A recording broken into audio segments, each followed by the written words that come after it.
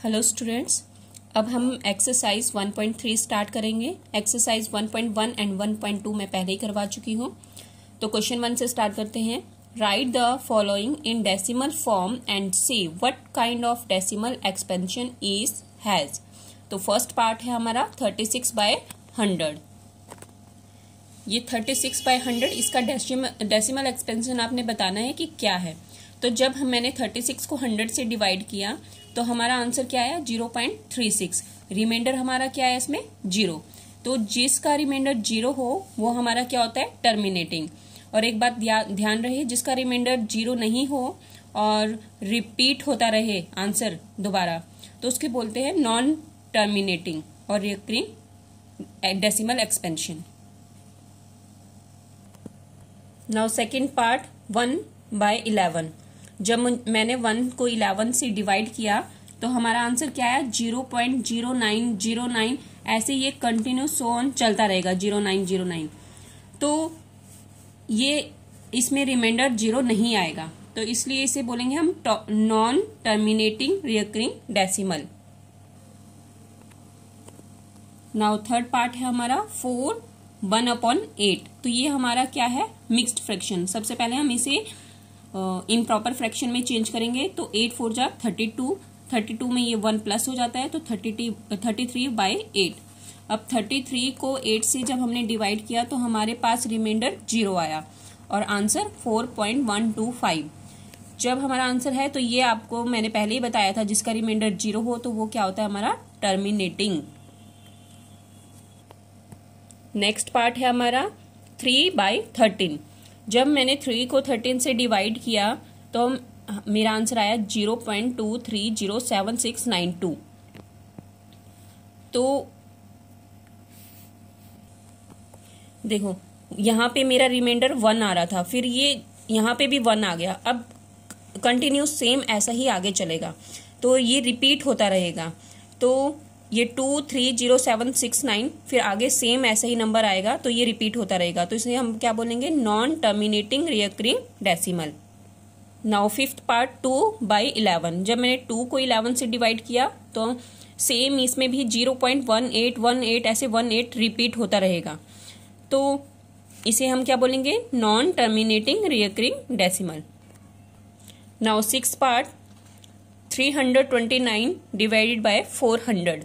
जब मैंने 329 को डिवाइड किया 400 से तो मेरा आंसर क्या है 0.8225। तो रिमाइंडर मेरा क्या आया 0। तो मैंने पहले ही बताया आपको, जिसका भी रिमाइंडर 0 हो तो वो क्या होता है टर्मिनेटिंग डेसिमल। देखो स्टूडेंट्स, अब क्वेश्चन नंबर 2 है। You know that 1/7 is equal to 0.142857 bar. Can you predict that what the decimal expansion of 2/7, 3/7, 4/7, 5/7, 6/7 are without actually doing the long division। हमें लॉन्ग डिवीजन नहीं करना है, डायरेक्ट उसका answer निकालना है। If so how.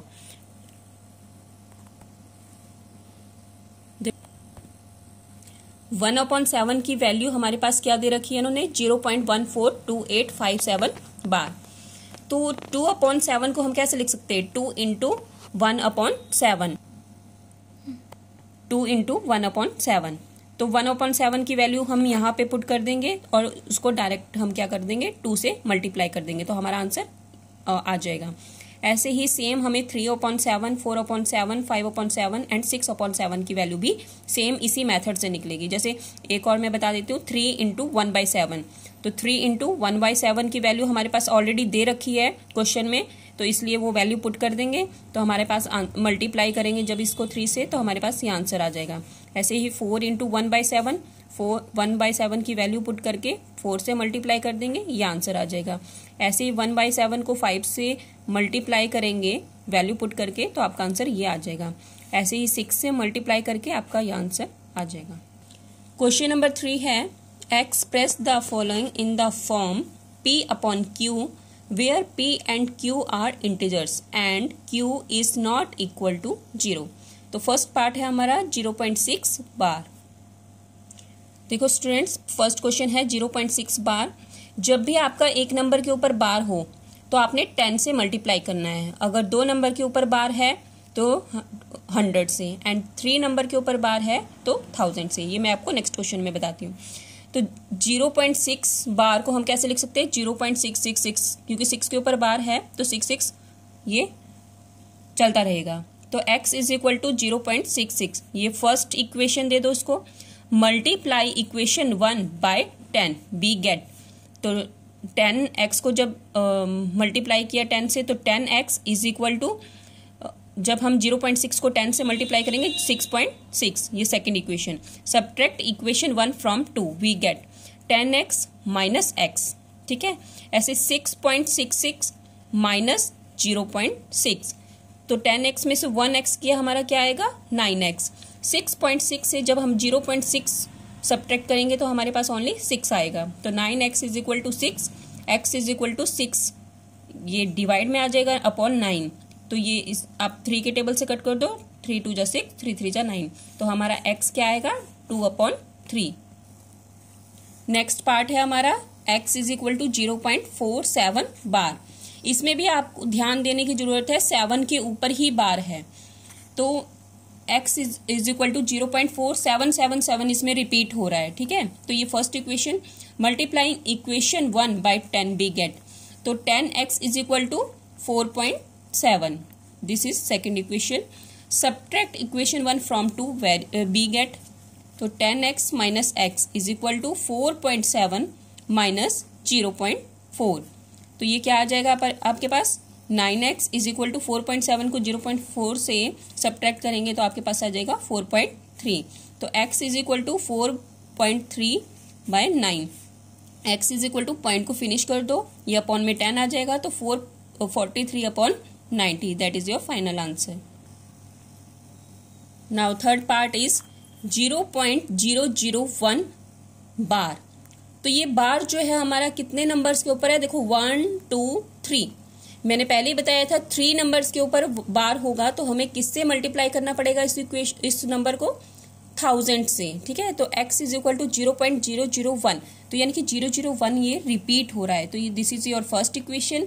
Multiply equation by 1000 we get, तो ये क्या हो जाएगा, 1000x इज इक्वल टू 1.01001, तो this is your second equation. Subtract equation 1 from 2 we get, तो 1000x से जब हम माइनस x करेंगे और इधर क्या करेंगे हम 1.001 माइनस 0.001, तो 1000x से 1x सब्ट्रैक्ट किया तो हमारे पास आंसर क्या आएगा, 999x इज इक्वल टू, इसको से सब्ट्रैक्ट करेंगे तो 1, तो x इज इक्वल टू 1/999।